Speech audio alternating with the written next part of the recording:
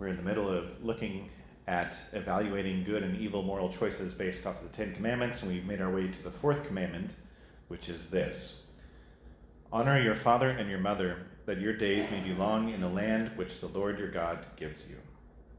So the fourth commandment opens up the second part of the Ten Commandments. The first three commandments had to do with our response to God, having no other gods before him, honoring his name, and honoring the Sabbath. The next 7 commandments all have to do with our relationship with each other, with our fellow human beings. And the first priority among all fellow human beings God gives us is that after honoring him, we should then first honor our mother and our father, the people to whom we owe the gift of life, and those who have handed the faith on to us. God has given some of his authority to certain people in our lives, from our parents to our teachers, even to government authorities. As Jesus tells Pontius Pilate, Pilate said to him, "Do you not speak to me? Do you not know that I have the power to release you, and I have the power to crucify you?" Jesus answered him, "You would have no power over me if it had not been given to you from above." So all legitimate authority on earth only has legitimacy to speak of because it was given by God. From your parents, to your teacher, to the police officer, to the judge, it all has its origin in God's authority. What's unique about the fourth commandment is that this is not one of the thou shalt nots. It is rather framed in a positive light, what we should do rather than what we shouldn't do.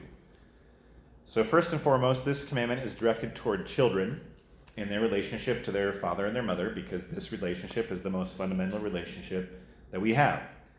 However, this commandment also concerns members of our extended family, and even extends to the relationship between a student and a teacher, or an employee and employer, or subordinate and leader, or citizens to their country, or citizens to their elected officials. And this commandment also goes the other way: what parents and instructors and teachers and leaders and those who govern owe the people that they serve. In addition to this commandment being a positive one rather than a thou shalt not commandment, this is the only commandment that also describes a reward for following it. It says, honor your father and your mother, that your days may be long in the land which the Lord your God gives you. In other words, if we all treat each other with honor, with respect, peace and security will be far more likely. But on the other hand, to fail to observe this commandment brings great harm to us, not only as individuals, but also as a society at large. But as I said, this commandment, it begins with a family, obviously. It's talking about fathers and mothers. The institution of the family exists prior to any public authority. Public authorities have an obligation to recognize the family as the basic building block of civilization, of the human race. The Catechism calls the family the, quote, original cell of social life. And so in this original cell of social life in the family, we learn about authority and stability and relationships. And it is from these that we learn the foundations of freedom and security and charity within society. So from childhood, we learn right from wrong. We learn about God. We're taught how to correctly use the gifts of freedom. Family life prepares us to be a part of society. And as we see in history, especially this moment in history, when the family breaks down, so does society, because we fail to learn how to be human beings. So if family life serves as the blueprint for society as a whole, families should be in a place where we learn to care for and responsibly be stewards for the young, the old, the sick, the handicapped, the poor. That's sort of the ideal, is where we learn to do those things, to be charitable. But no family is perfect, and there's many families who are at times incapable of providing that sort of environment, that sort of help. And so sometimes it falls to others to teach those values. For the bulk of this homily, though, I'll be addressing the interactions between a well-functioning family.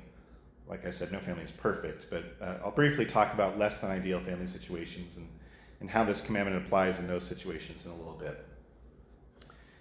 The fourth commandment helps us to see that we are children of God, all of us. In our brothers and sisters, we see the children of our parents. In our fellow citizens, we see the children of our country. In the baptized, we see the children of our mother, the church. In every human person, we see them as a son or a daughter of the one that we call our Father, the our being the key word. And because of this, our relationship with our neighbor is personal. The neighbor is not just, some statistic or a unit of society. Our neighbor is a person that deserves particular attention and respect. So, what does the fourth commandment require of us? Well, it depends on who you are. So let's begin with children, because that's the obvious, first layer of this commandment. It's addressing children. Divine fatherhood is the source of human fatherhood, and this is the reason that we owe honor to our parents, whether we are children or adults. Just as we call God our Father, and we honor him for our creation, so too we honor our parents for their role that they played in our creation. And that's where the honor and respect comes from, the gift of life. But in addition to our simple existence, we also have to be grateful for their love and their sacrifices and their work to raise and to teach us, which also deserves honor. So here's kind of the rule of thumb when it comes to honoring your father and mother from the perspective of a child. As long, and this is it, so as long as a child lives at home with their parents, the child should obey their parents in all that they ask, with one qualifier, that it is for the child's good and for the good of the family. Nobody is ever obligated to commit a sin or to do something detrimental to themselves, even if it's a parent telling them to do so. And by extension, children should also obey the reasonable directions of their teacher or their daycare providers or their babysitters, because their parents have given them the authority to do so. And as they grow up, children should continue to respect their parents. They should willingly seek their advice. But having obedience to your parents, that ends with the independence of the children, both in terms of living situation and financial situation. It kind of goes longer into life nowadays when we're talking about health insurance and things like that.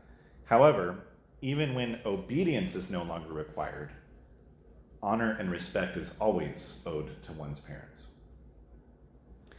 The fourth commandment also reminds grown children of their responsibilities toward their parents as much as they can, when they must give them material and moral support in old age, in times of illness and loneliness. And this is just a simple act of gratitude for what they've done for you. So that's a parent to a child. Moving on to other people involved in our upbringing. Christians should feel a special gratitude to the people who handed on the gift of faith to them.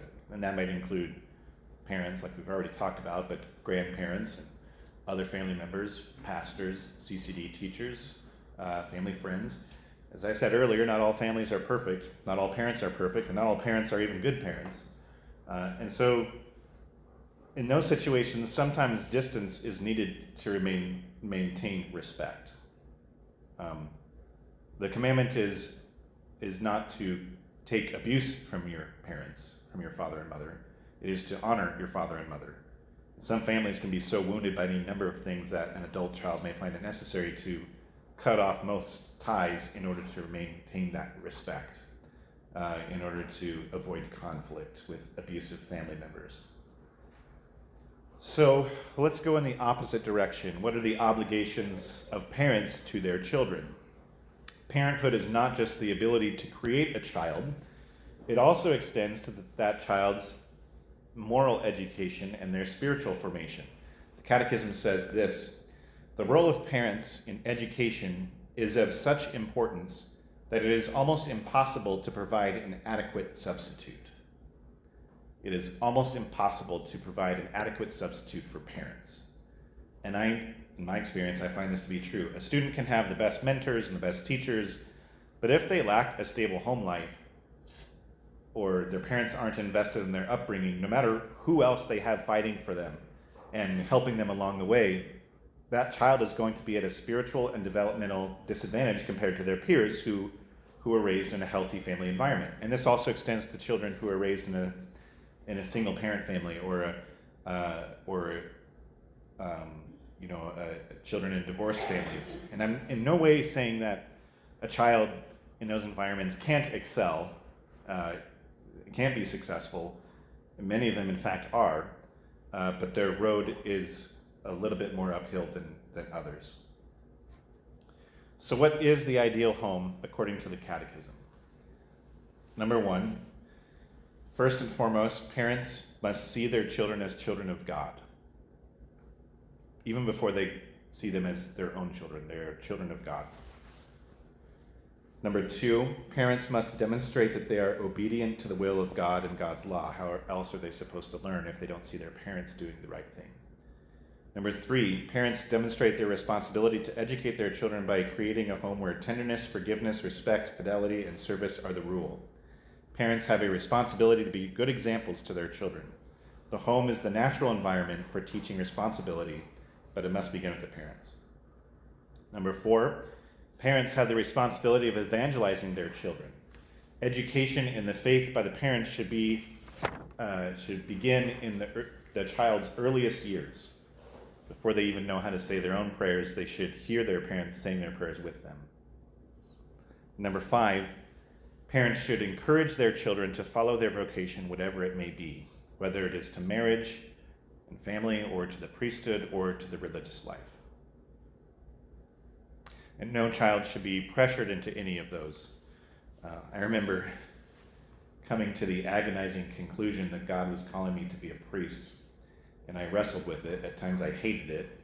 I wanted to be a husband. I wanted to be a dad. But when I finally told my mother, this is when we were starting to line up job interviews after college, I just kind of turned to her and I said, I think God wants me to go to the seminary. And her response was, yeah, I already knew that. And, I thought, why didn't you tell me that? But she didn't tell me because she's a good mother.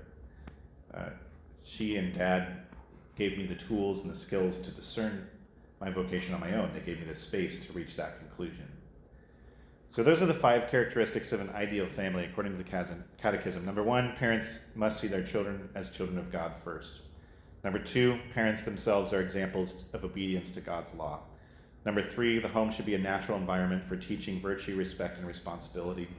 Number 4, parents are the primary educators of their children. And number 5, parents should encourage and foster their child's vocation, whatever it may be. And at face value, that is what the 4th commandment is all about, the relationship between parents and children. However, the 4th commandment also requires us to honor those who have received authority within society. This doesn't mean that we're required to bend the knee at political power. Rather, that those who exercise civil authority should do so as a service. No one can command or establish what is contrary to the dignity of persons and the natural law. The exercise of authority is meant to give access to freedom and responsibility for all. Political authorities are required to respect the fundamental rights of the human person, especially those who are disadvantaged. And the more and more I read about the requirements of a legitimate political authority, the more I feel like none of our politicians are legitimate political authorities. But so what are those? What are on the other side of the coin, what are the obligations of the citizens who are subject to legitimate authority? In some ways, we should regard civil authority as having the origin of that authority in God, which makes me a little queasy to say that, but it's right there in the Bible. St. Paul's letter to the Romans says, "Let every person be subordinate to the higher authorities, for there is no authority except from God, and those that exist have been established by God. Therefore, whoever resists authority opposes what God has appointed, and those who oppose it will bring judgment upon themselves." So, in other words, we're required to respect and to obey the law. But as I said, that must be a legitimate authority. The government does not have the legitimate authority to, for example, legalize the killing of the unborn or the disabled. The Catechism says, then, that it is sometimes a sign of loyalty to voice our displeasure with our leaders. It says, their loyal collaboration includes the right and at times the duty to voice their just criticisms of that which seems harmful to the dignity of persons and the good of the community. What are some of the other responsibilities of the citizen? Well, we're supposed to work with the civil authorities to promote the good of society, the love and service to one's country as a result of our gratitude and a desire to serve our fellow citizens. This includes paying taxes, exercising the right to vote, and if called, to defend one's nation. And yes, even the Catechism and even Jesus says that we have to pay our taxes. So St. Paul tells us that we must offer prayers for our leaders and those who exercise authority. In his first letter to Timothy, he says, I ask that supplications, prayers, petitions, and thanksgiving be offered for everyone, for kings and for all in authority, that we may lead a quiet and tranquil life in all devotion and dignity. The Catechism also says that the more prosperous nations are obliged, to the extent that they are able, to welcome foreigners in search of an opportunity at a better life. While at the same time, the Catechism also says that immigrants are obliged to obey a nation's laws, including immigration laws. The Catechism also says that the citizen is obliged not to follow civil authorities when they are contrary to the fundamental rights of persons or the teachings of the gospel. When the apostles are arrested by the same men who put Jesus to death, they're released from prison and they're told to stop teaching about Jesus, but they immediately go right back to teaching about Jesus. And once again, they're confronted by the religious authorities and they're questioned, didn't we tell you to stop teaching in that name? And the apostles respond, we must obey God rather than men. It is legitimate to defend our own rights and the rights of our fellow citizens against the abuse of authority as long as that defense is within the natural law and the law of the gospel. It has to be the Catechism even talks about how resistance to political authority is permissible if the conditions are extreme enough. Number one, that there is a grave and prolonged violation of fundamental rights. Number two, that all peaceful means have been exhausted. Number three, that such resistance will not provoke worse disorder, which I think is kind of impossible. Number four, that there is well-founded hope of success and change. And number five, it's impossible to foresee any better solution. Finally, let's do our examination of conscience for the fourth commandment. For children, have I obeyed all that my parents reasonably asked of me? For adults, have I neglected the needs of my parents in their old age or in their time of need? Have I obeyed the reasonable demands of my teachers? Have I neglected to give my children proper food, clothing, shelter, education, discipline, or care? Have I provided for the religious education and formation of my children, as well as ensuring regular reception of the sacraments of confession and communion? Have I provided my children with a positive, prudent, and personalized education in the Catholic teaching on human sexuality? Have I been a good example to my children of how to live the Catholic faith? Have I prayed with and for my children? Have I lived in humble obedience to those who legitimately exercise authority over me? Do I treat my parents with honor? Have I neglected my duties toward anyone? Have I given my family good religious example? Do I try to bring peace into every setting in my life? And do I care for my aged and infirm relatives?